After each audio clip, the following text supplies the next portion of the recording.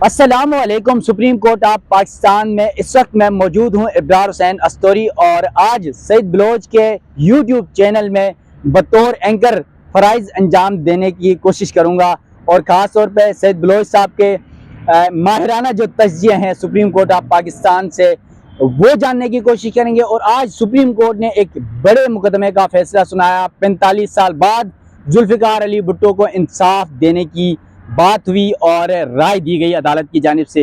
यहाँ पर एक सवाल ये उठता है कि जहाँ पर जुल्फ़िकार अली भुट्टो को 45 साल बाद इंसाफ दिया जा रहा है, वहीं पर इस वक्त भी एक और वज़ीर आज़म अडियाला जेल में मौजूद हैं, जहाँ आप मरे हुए वज़ीर आज़म को इंसाफ दे रहे हैं। सुप्रीम कोर्ट ऑफ पाकिस्तान जहाँ पर हम इस वक्त मौजूद हैं, हम इस सुप्रीम कोर्ट से ये सवाल भी पूछना चाहेंगे कि जो जिंदा वज़ीर आज़म इस वक्त इमरान खान अडियाला जेल में हैं, उन्हें कब इंसाफ दिया जाएगा।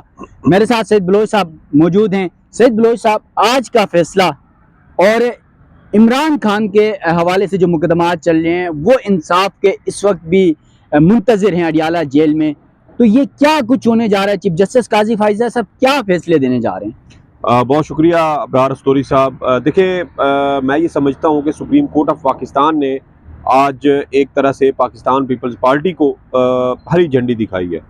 हरी झंडी सेंस में मैं कहूँगा कि जो सदारती रेफरेंस 2011 में आसिफ जरदारी की जानिब से सुप्रीम कोर्ट को भेजा गया था, उस सदारती रेफरेंस में 5 सवाल थे, और आज सुप्रीम कोर्ट की जानिब से सिर्फ एक सवाल का जवाब दिया गया। बाकी सवाल या तो वापस भिजवा दिए गए या उनके ऊपर राय नहीं दी गई। मिसाल के तौर पे पहला सवाल ये था कि क्या जुल्फ़िकार अली भुट्टो के सदारती रेफरेंस, उनका जो ट्रायल चला, कत्ल का जो ट्रायल उनका चला था, उसमें क्या जो फेयर ट्रायल के तकाजे थे, क्या वो पूरे किए गए थे?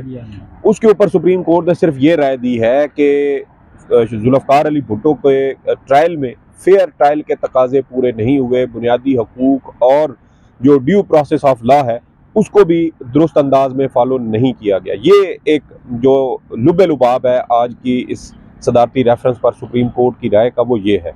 इसके अलावा जो सवाल नंबर 2 था, वो सुप्रीम कोर्ट ने वापस भिजवा दिया और कहा कि क्या इस सवाल को बतौर अदालती इस जो फैसला है भुट्टो ट्रायल का, क्या इसको बतौर अदालती नज़ीर मुख्तलिफ मुकदमात में इसको पेश किया जा सकता है या नहीं। तो उस पर सुप्रीम कोर्ट ने कहा कि ये इसमें इस सवाल के अंदर कोई कानूनी जो नुक्ता है, लीगल क्वेश्चन या जो पॉइंट है, वो नहीं उठाया गया, इसलिए इस सवाल का जवाब नहीं दिया जाएगा। और इस तरह ये सवाल बगैर इसके ऊपर राय दिए सुप्रीम कोर्ट ने वापस भिजवा दिया।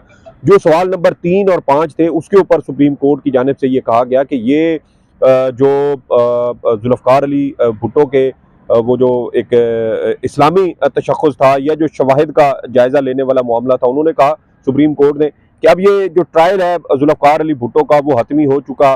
उस सुप्रीम कोर्ट के फैसले के ऊपर ट्रायल लाहौर हाई कोर्ट ने फैसला दिया, उस फैसले के खिलाफ सुप्रीम कोर्ट में अपील आई, उस अपील पर भी अमल दरामद हो गया। फिर वो जो नज़रसानी थी वो भी सारी एग्जॉस्ट हो चुकी, तो जो लीगल रेमेडीज़ थी वो तो अवेल कर चुके हैं। तो इसलिए रिकॉर्ड का जायज़ा तो अब हम ले नहीं सकते, और जो आर्टिकल 186 है उसके तहत अब सुप्रीम कोर्ट ज़रा इस वजह से भी मुहतात थी कि अगर हम इस केस को जो है वो खोलते हैं, इसमें शवाहिद का जायज़ा लेते हैं, ट्रायल के ऊपर किसी किस्म की कोई राय देते हैं, तो फिर मुस्तकबिल में सुप्रीम कोर्ट के अंदर एक पूरा फ्लड गेट खुल जाएगा, और बहुत सारे ऐसे फैसले जो हतमी हो चुके हैं, जिसमें सुप्रीम कोर्ट के फैसलों पर अमल दरामद हो चुका है, अगर वो भी वापस सुप्रीम कोर्ट में आ गए तो फिर सुप्रीम कोर्ट क्या करेगी। और यही सबसे ज़्यादा परेशानी की बात हमने केस की समाअत के दौरान जस्टिस मंसूर अली शाह और जस्टिस याहिया अफरीदी ने भी एक दो मौके पर यही बातें की। और ये दोनों जो जज साहबान हैं, ये मुस्तकबिल के चीफ जस्टिस है। जस्टिस मंसूर अली शाह साहब काजी साहब के बाद चीफ जस्टिस पाकिस्तान बनेंगे, और जस्टिस याहिया अफरीदी जस्टिस मंसूर अली शाह के बाद जस्टिस मुनीब अख्तर, और उसके बाद जस्टिस याहिया अफरीदी साहब का नंबर है। तो इसलिए उनको ये खदशा ज़रूर है कि जब हम बतौर चीफ जस्टिस पाकिस्तान इस ओहदे पे बैठे होंगे, तो अगर हमारे दौर में इस तरह के मुश्किल मुकदमात सुप्रीम कोर्ट में आना शुरू हो गए, तो फिर ये सुप्रीम कोर्ट कैसे इसके ऊपर जो है वो राय देगी। तो इसी वजह से सुप्रीम कोर्ट इसमें बहुत ज़्यादा मुहतात थी। और मैं समझता हूँ कि ये जो मुतफ़िका राय आई है, इस मुतफ़िका राय का मकसद ही, मतलब ही यही है कि बहुत सारी चीज़ें जो हैं वो ले दे की गई हैं, और काजी साहब शायद ये चाहते थे कि इस सदारती रेफरेंस पर राय सुनाते हुए सुप्रीम कोर्ट में किसी किस्म की कोई तफरीक नहीं होनी चाहिए, मुतफ़िका राय जानी चाहिए, इत्तफाक के साथ फैसला किया जाए, ताकि एक मुस्बित जो गेस्चर है, पैगाम है, वो जाए। क्योंकि सुप्रीम कोर्ट आज उसने ये भी एक तरह से एक पैगाम ये दिया है कि सुप्रीम कोर्ट अपने अदलिया की जानिब से माजी में किए गए फैसलों पर नदामत का एक तरह से इजहार भी कर रही है। लेकिन वैसे ताज्जुब की बात नहीं है सईद बलोच साहब, आप 45 साल पहले जिन जजों ने फैसला दिया था, अपनी गलती तो वो तस्लीम करते, लेकिन जो चीफ जस्टिस काजी फायज ईसा साहब हैं, उन्हें नहीं चाहिएगा कि आज जो गलतियां हो रही है उन्हें भी वो तस्लीम करते? देखिए, बिल्कुल यही बात है कि आपने एक वफात पा जाने वाले वजीर आजम के को इंसाफ दिया, अच्छी बात है। हम भी इस चीज़ की जो है वो कद्र करते हैं, रिस्पेक्ट करते हैं और समझते हैं कि जुल्फ़कार अली भुट्टो के साथ उस वक्त साबिक फौजी आमिर ज़ियाउल हक के दौर में ज़्यादती हुई, अच्छी बात है, सुप्रीम कोर्ट ने ये सब कर दिया। लेकिन जो कचरा या जो गंद सुप्रीम कोर्ट अपनी माजी के जो अदलिया थी या जजेस थे उनका गंद आज साफ कर रही है, ये जो इस वक्त इनकी आंखों के सामने हो रहा है चीफ जस्टिस साहब के सामने, यहाँ पर चीफ जस्टिस साहब नोटिस क्यों नहीं लेते? मुस्तकबिल के चीफ जस्टिस इसके ऊपर नोटिस चीफ जस्टिस साहब ने नोटिस तो ले लिया है ना जी F9 पार्क में दरख्तों की कटाई का। जी, वो भी आपको पता है दरख्तों की कटाई का मामला था, बाद में वहां पर एरो मॉडलिंग क्लब निकल आया, फ्लाइंग क्लब, और वहां से अब वो चीजें कहाँ जा रही हैं, छोड़ दें उन बातों को। हमने उसके ऊपर एक बल्कि मैंने अकील अफजल साहब के साथ वैसे आपसे एक मासूमाना सा सवाल है, ये दरख्तों की कटाई का मामला जो है वो ज्यादा अहम है या जो इंसानों के साथ हो रहा है, जिनके खवातीन, जिनके बच्चे, जिनके नौजवान जेलों में हैं, लोगों के घरों में पुलिस बगैर इजाजत छापे मारी, ये इम्पोर्टेंट, क्या इम्पोर्टेंट? यही अलमिया है अबरार हुसैन अस्तोरी साहब, यही अलमिया है। और देखिए कि सुप्रीम कोर्ट ऑफ आज भी जो मुख्तसर तहरीरी राय सुप्रीम कोर्ट ने जारी की है, उसको भी अगर आप पढ़ें तो उसमें भी काजी साहब ने आज क्या कहा कि जजेस को बगैर किसी रगबत लगाओ और खौफ खतर अपने फैसले जो है वो देने चाहिए। तो एक तरफ आप हमें ये जो है वो लेक्चर भी देते हैं कि बिला खौफ व खतर, बगैर किसी रगबत, बगैर किसी लगाओ, या जो एक जजेस का हल्फ है आईन पाकिस्तान के तहत, उसमें भी ये लिखा है कि किसी के साथ कोई जाती रंजिश या अनाद की बुनियाद पर जो है वो आप फैसला नहीं देंगे। तो इमरान खान साहब ने जब ये जनवरी के आखिर में या फरवरी के शुरू में तोशाखाना और सैफर ट्रायल चल रहा था, तो इमरान खान साहब ने कुरान मजीद की एक आयत का हवाला देते हुए कहा था कि कुरान मजीद में अल्लाह ताला फरमाता है कि जब वो आयत जिसका मफहूम ये है कि ए ईमान वालों, किसी शख्स की या किसी कबीले की दुश्मनी तुम्हें इस हद तक मजबूर ना कर दे कि तुम उनके साथ इंसाफ ना कर सको।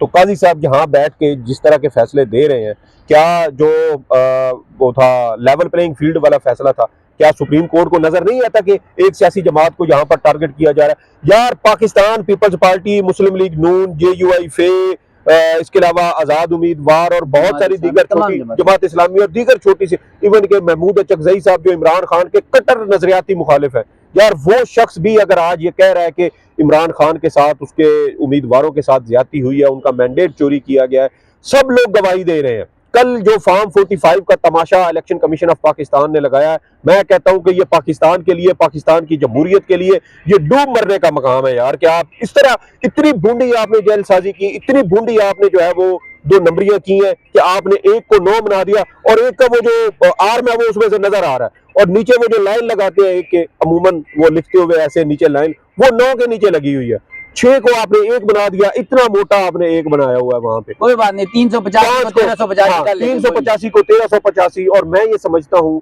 कि ये वो सारी चीजें आज भी कल वो आपको पता है कि सुप्रीम कोर्ट में जो provincial assembly of Balochistan PB7 जियारत का जो मुकदमा था, उसमें काजी साहब क्या कह रहे थे? इलेक्शन कमीशन ने कोई गैर आईनी, गैर कानूनी काम किया है तो बताएं।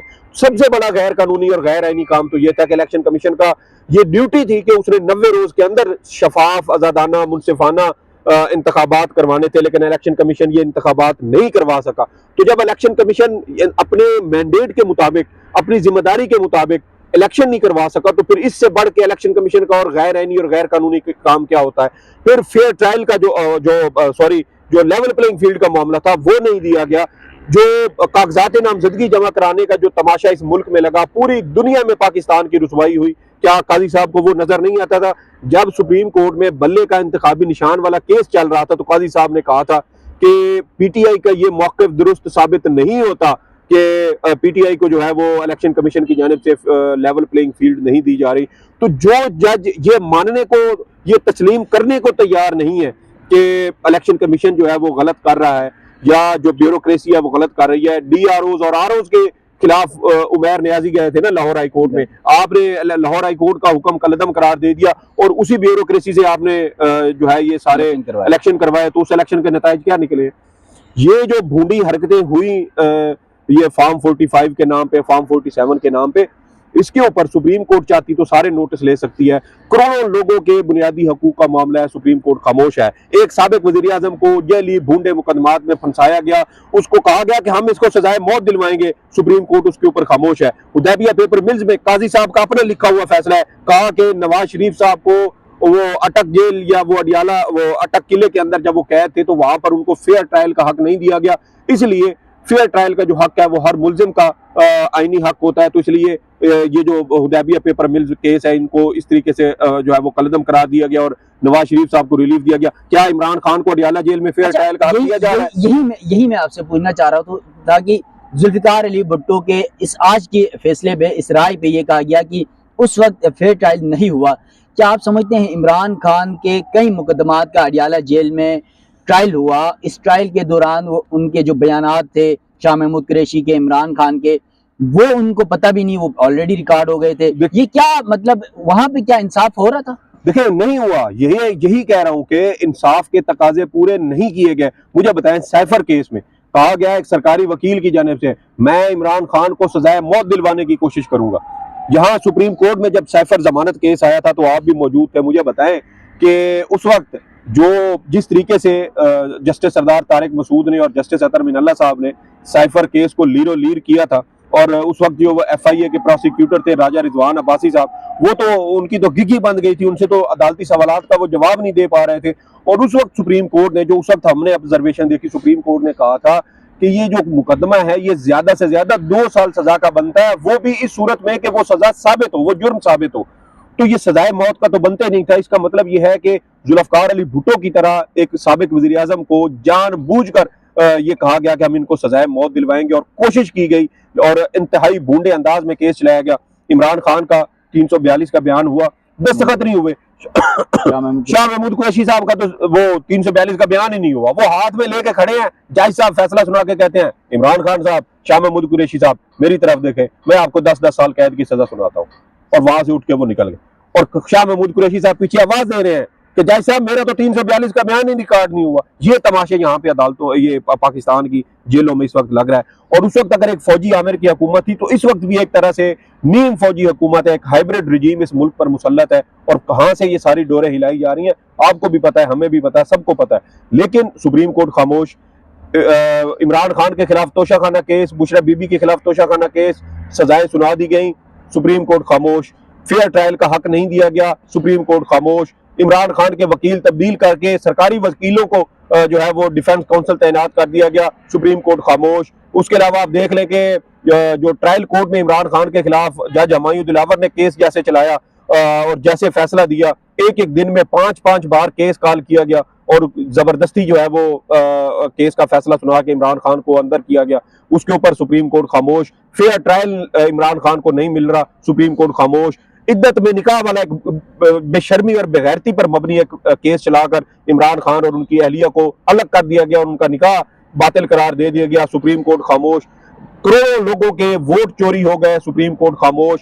इलेक्शन कमीशन अपनी आईनी जिम्मेदारी पूरी नहीं कर सका, सुप्रीम कोर्ट खामोश। अवामी मैंडेट पर डाका मारा गया, सुप्रीम कोर्ट खामोश। फॉर्म 45 सामने आया, उसमें नंगी धांधली साबित हो रही है, सुप्रीम कोर्ट खामोश। और कितने ऐसे जराइम हैं, कितने ऐसे गुनाह हैं जो इस सुप्रीम कोर्ट की आंखों के सामने हुए। यहाँ सुप्रीम कोर्ट के डोमेन से, यहाँ जो आपका इस्लामाबाद जिला बनता है, वैसे तो सुप्रीम कोर्ट की पूरे पाकिस्तान के ऊपर इख्तियार है, लेकिन इस्लामाबाद से ये शेर अफजल मरवत का घर गिराया गया, वो अली अमान का घर गिराया गया, उनके घरों पर छापे मारे गए। ये आमिर मसूद मुगल है, PTI के उम्मीदवार थे, उनका 14 साल का बेटा था, उसको पकड़ के ले गए। यहाँ खवातीन को कैद किया गया। कौन सा एक ऐसा मामला था जिसके ऊपर काजी साहब ने नोटिस लिया और वहां एक साबिक वजीर आजम 45 साल बाद भी जो है ना उनको रिलीफ दिया जा रहा है, इंसाफ दिया जा रहा है। तो यहाँ जो आपके सामने जिंदा, क्या एक नया वजीर आजम, साबिक वजीर आजम एक और मरेगा, उसको खुदा न खास्ता एक और भूडे जैली मुकदमे में सजाए मौत होगी, वो फांसी चढ़ेगा और फिर 45 साल बाद सुप्रीम कोर्ट बैठ के आंसू बहाएगी और कहेगी कि हमारे वो साबिक जज जो थे वो गलत फैसला दे के गए हैं और ये उनके साथ जो साबिक वज़ीर-ए-आज़म थे उनके साथ ज्यादती हुई है। क्या इमरान खान को भी इंसाफ लेने के लिए मजीद 45 साल इंतजार करना पड़ेगा?